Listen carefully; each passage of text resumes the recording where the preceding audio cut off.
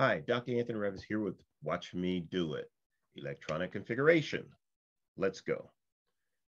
All right, we're going to do this electronic configuration here, and we're just going to take silicon, and we're going to go through a couple of ways of doing this. All right, so when we do electronic configuration, what we're most concerned about is the number of electrons, and you find that on the periodic table. Okay, in case silicon is 14. So we have to complete 14 electrons following the rules for filling things out. And what we know is that when it comes to electronic configuration, the first two are S, we know here are D's, and these are P's over here. And that's what we're filling. We're basically filling these up, okay? And we follow the configuration based on its position on the periodic table and fill these electrons in. So we have to put 14 electrons according to the fill rules. And you can follow a periodic table and count these like 1, 2, and then 1, 2, then through 6. Okay. And we have maximum, the number we can put in here is going to be, fill this up, we get 2, fill this up, we get 6, we fill this up, we get 10. That means we have 2 degenerate levels here. So we'll call this degenerate levels. And here we have 3 degenerate levels. And here we have 5 degenerate levels. If you go down to the F, you get to 7. Okay, so let's just do the electronic configuration of silicon. Ready? We do it by this 1s2. This fills the 1s, that takes care through helium. Then we're down here to N equals 2. So now it's going to be 2s2. That's 1, 2. And then we'll have 2p6. And since we're doing silicon, we have to go down to this is 2, this is 1. This is, now we're down to 3s2, which is 1, 2, and 3p2. 3p2. If we add these up, we should have that 14 count. Yes, we do. We have 14. That means we're probably right.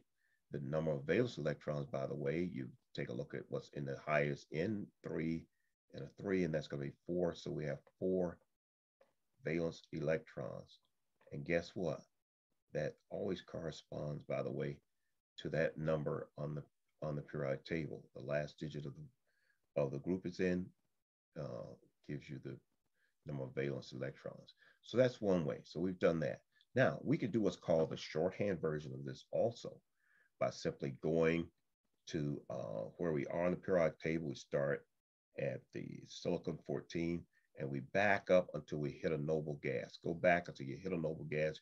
Hit a noble gas at neon, which would be here. So the shorthand version of this would be neon S2 3p2. That's because neon. So we get the neon, then we go 3s2, 3p2, same base electron, that won't change.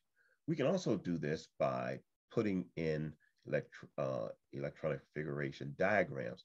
And you can draw these with lines, or you can draw these with boxes or circles, up to you. And so we're going to draw these out. And this is going to be a 2p.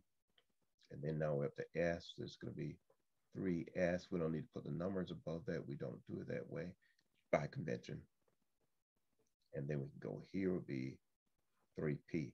And then we're going to fill these in 1, 2, 3, 4. Watch how I fill these.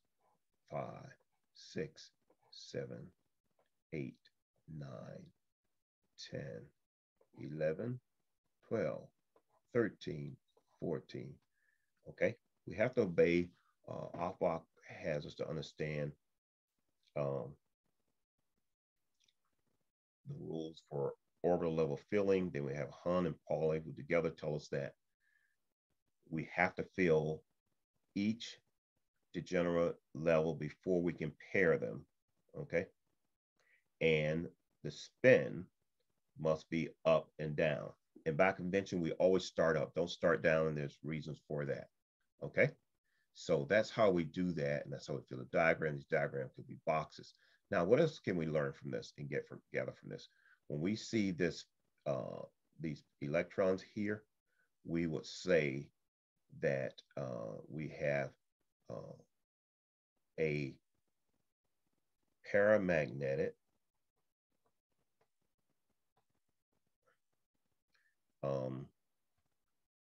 element because it's not filled completely, okay? It's basically unfilled. So it's going to be paramagnetic, all right? We can also say that we have a plus 1/2 spin because the last electron in is spin up. That means plus. So that means a plus 1/2 spin. Okay. So those are things we can say about this. All right. We can also label our what's called the ML values of this. This would be 0. This would be +1, and this would be -1. Okay. Because we always have 0 as the center piece. So in the S, we just have 0. Here, P's will have 0, +1, -1. So in this particular case, we have the last electron in is in the 0 ml. Okay. So those are other things that we could say about that when we do it. All right. Let's just do here selenium. We have selenium right here, 34. And so we just redid it up here, show you that. Just keep an eye on it. 34. So I have to get 34 in here. So let's get going. So I'm going to say 1s2, 2s2, 2p6. And I'm following the periodic table, by the way. This is 1s1, 1s2 will be helium. Then 2s1, 2, 2p, 1, 2, 3, 4, 5, 6 gets you to neon. Okay. So with 2p6, so we're at neon with what we have so far. And now we're down to the 3s2. So this is right here, 3, and this is s2. Now we don't have anything here. We have to skip the valley. So now we're over to 2p, and we're going to fill, I'm sorry, 3p6. We're going to fill up the 3p with 1, 2, 3, 4, 5, 6 electrons. Now we're down to 4s. Okay.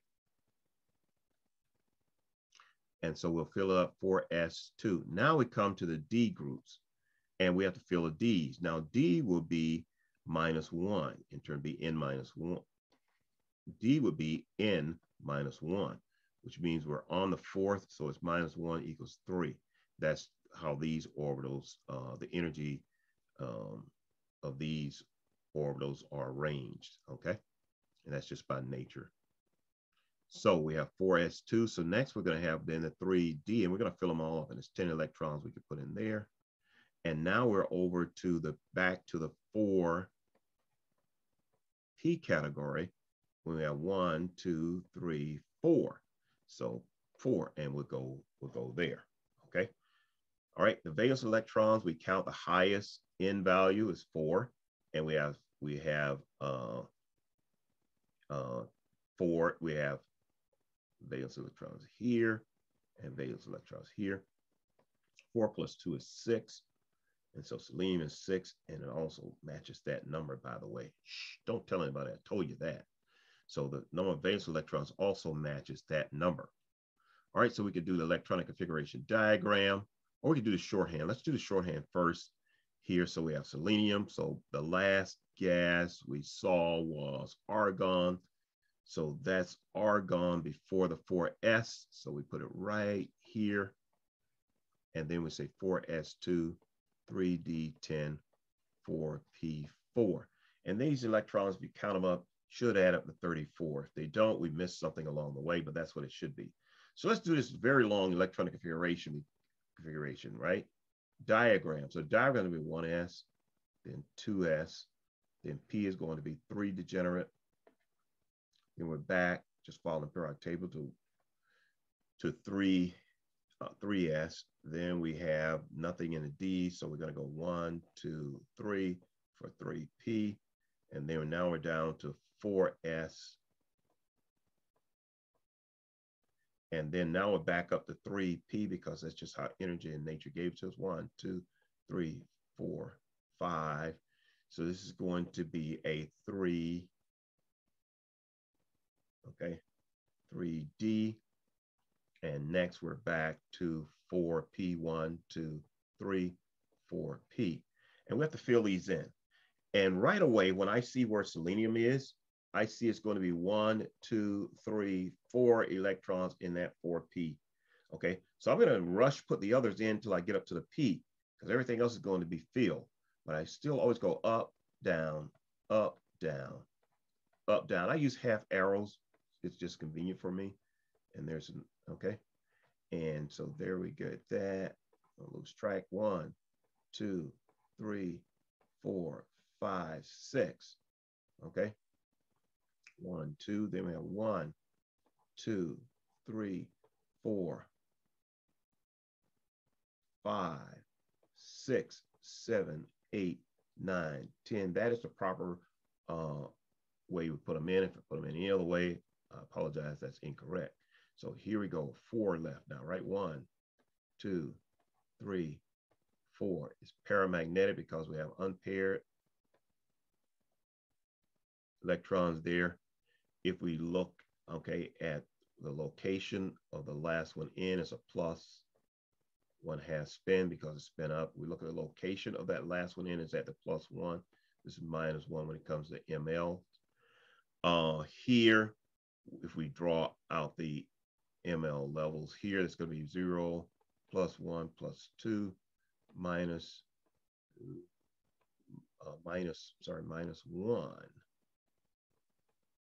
-2. Okay, I'll have to perhaps write some, watch me do it on why we call these like this. But this has to do with the quantum numbers there, and that's how they all correspond. Just show you another one. This is going to be 0, +1. At least you'll be able to answer that much of it. You'll know that much. And this is just 0 when it comes to those quantum numbers. Okay. And so that's what we do when it comes to the electronic configuration. Let's show you one more thing I want to show you here is what we call isoelectronic. That isoelectronic, all that means is it has the same number of electrons, but the protons are different. The protons are what identifies the primary character and identity of elements on the periodic table. That's the atomic number equals the protons. So let's do what we call isoelectronic. And so what I'm going to do is do one first of all. I'm going to do beryllium, and beryllium is a metal and it likes to be oxidized, and it would prefer to be oxidized to a beryllium +2 because that means it can lose 2 electrons and go back to be noble, and that's what it means by isoelectronic. It means it's going to be the same element, but it's going to have electrons equal to another element on the periodic table. So in the case of beryllium, we should have, let's draw the electronic configuration of beryllium. We have beryllium, electron configuration, the 1s. Then we're going to go to 2s. That's all we have. So we draw beryllium, we're going to have 1s, 1, 2, 1, 2. That's how it looks. But if I say beryllium +2, that means I lose 2 electrons. Sorry, it's really too large. That means here I have my 1s and my 2s. And so I don't draw anything here because I lost them. You get it? So what does that look like when you just have 2 electrons here? That looks like neon. If I draw out the electronic configuration, this has, how many electrons do I have? The number of electrons are 4 electrons. When I lose 2, I only have 2 electrons. And what else do I know has 2 electrons? Neon. So beryllium +2 is isoelectronic with helium. You just go back one, and that's where we end up. Now the beryllium has 4 protons, but neon only has 2 protons, so they're not the same. Protons don't change, just the number of electrons change for isoelectronic. So you can almost do this on a periodic table then. Let's say I took oxygen, O minus 2. That means it gained 2 electrons. That means it moved over. Did I say neon? It should be helium, 2 electrons. Sorry about that. Helium has 2 electrons, okay? Helium with 2 electrons. So I wrote it here, just said it differently, huh? So beryllium plus 2 is isoelectronic with helium. All right, oxygen minus 2 is isoelectronic with neon because it gains 2 electrons. Phosphorus minus 3 is isoelectronic with argon. Silicon minus 4, argon, you get it. Let's say copper plus 2, isoelectronic with cobalt because it moves back to, all right, these are all positive. These metals like to be positive. Manganese plus 3 is isoelectronic with titanium. All right, it retains its protons, but it loses electrons, and that's what makes it isoelectronic. Okay. All right, so there you have it. How we do it when we work electronic configuration and isoelectronic properties.